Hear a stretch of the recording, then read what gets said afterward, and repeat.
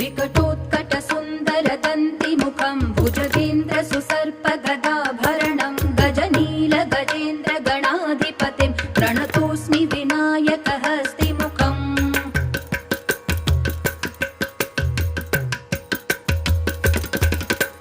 सुरसुरगणपति सुन्दरकेशं ऋषि गणपति यज्ञसमानं भव भव गणपति पद्मशरीरं जय जय गणपति दिव्य नमस्ते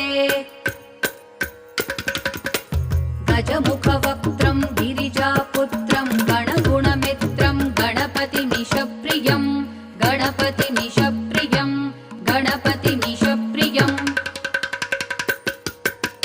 करधृतपरशुं कङ्कणपाणिं कबलितपद्मरुचिं सुरपतिवन्द्यं सुन्दरनृत्यं सुरचितमणिमकुटं प्रणमत